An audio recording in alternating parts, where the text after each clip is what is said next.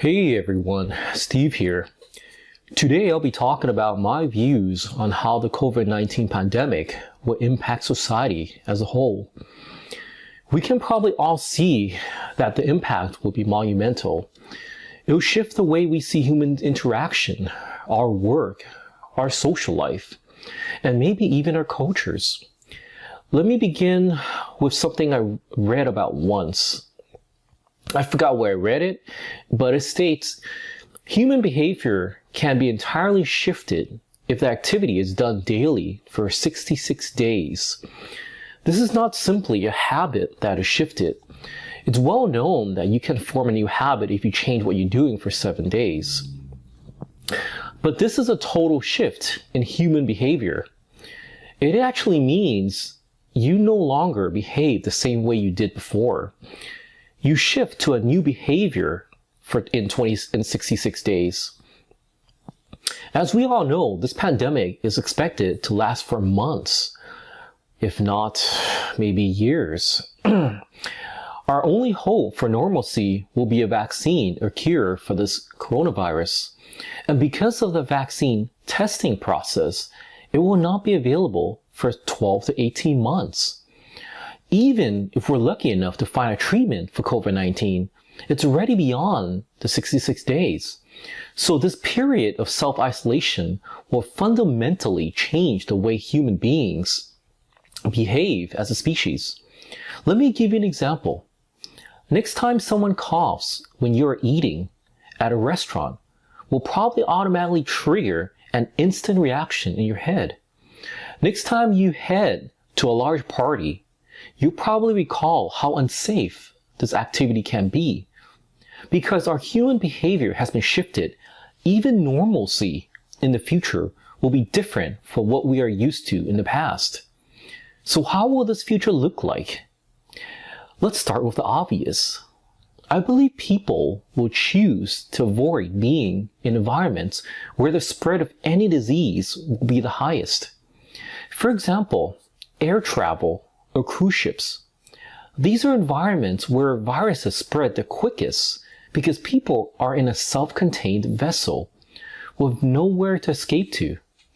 I'm sure they will return to normal once the coronavirus becomes a distant memory, but people will still have second thoughts about these methods of transportation for years to come. Restaurants will be another industry that faces a huge hurdle to gaining back the confidence in dine-in customers. I'm sure we are all dying to have a great restaurant meal after being locked up at home for so long, but most people dining out will probably have their safety on their minds as the utmost importance. They'll want to dine out only when necessary, and will probably choose to eat at the comfort of their own home whenever possible. Since self-isolation has introduced the convenience of delivery apps such as Grubhub, Uber Eats, DoorDash, and Postmates, people may choose the convenience of these options post-COVID-19 and watch a movie at home while they're also enjoying the meals. Shopping will be another industry to feel a huge impact. Shoppers in the future will embrace shopping at the comfort of their own home using sites like Amazon.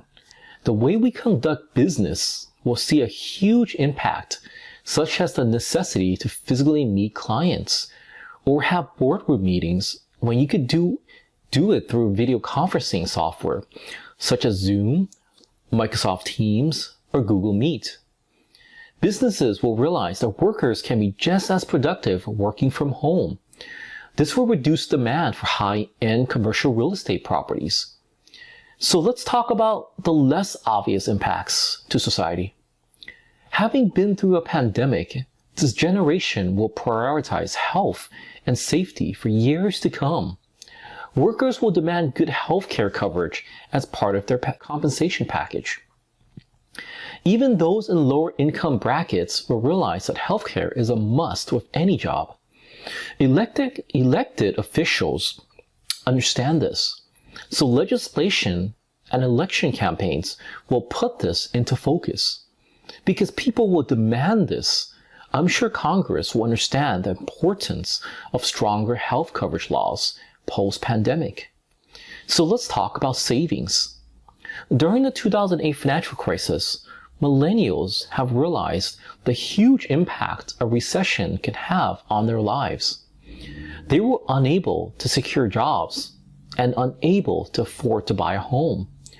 This financial crisis ingrained an important message in their heads. They need to be financially secure themselves so they actually did just that. They started saving whatever they can. According to a 2018 Bank of America report, a quarter of millennials have over $100,000 in savings in the bank accounts. This is a generation between the ages of 24 and 41. And this is more than any other generation at those age ranges. I believe this pandemic will ingrain the importance of savings for our society as a whole. And we have all learned that we need a rainy day fund to weather hard financial times. There's also another huge tectonic shift worth mentioning. The shift from more brick and mortar businesses to the online realm. With so many people losing their jobs and perhaps their careers, they will be looking for more opportunities to make a living.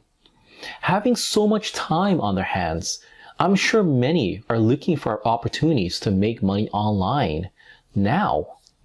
People are doing their shoppings online. This includes both food and household items. Hey, you can even buy a car online.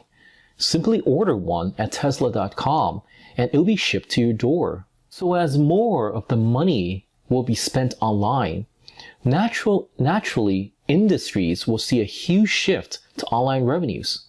Online advertising giants such as Google and Facebook will take away ad dollars even more quickly from traditional advertising channels such as TV, billboard, magazine, or newspaper ads. E-commerce store owners, consultants, and coaches, movie streaming, software vendors, and many others will all be moving online. It's not to say that everything will be moving online. There will still be new brick and mortar businesses to replace those lost during this recession. There are many services that will still require an office or retail shop. Food retailers, restaurants, accountants, lawyers, doctors, gyms, rental cars, manufacturing, construction, farming, and other businesses will still need a physical presence. But I believe the new businesses that will be opening will be more service-based businesses that require a physical location to service customers. So stores will definitely still be around, but will lean toward a more service-based clientele. Hey, let me know your thoughts below. If you have any insights I did not cover, please share it with the community. Of course, if you like my videos, please smash the like button, pound the subscribe button, and whack the bell icon so I could bring you more of these videos in the future. See you in the next video.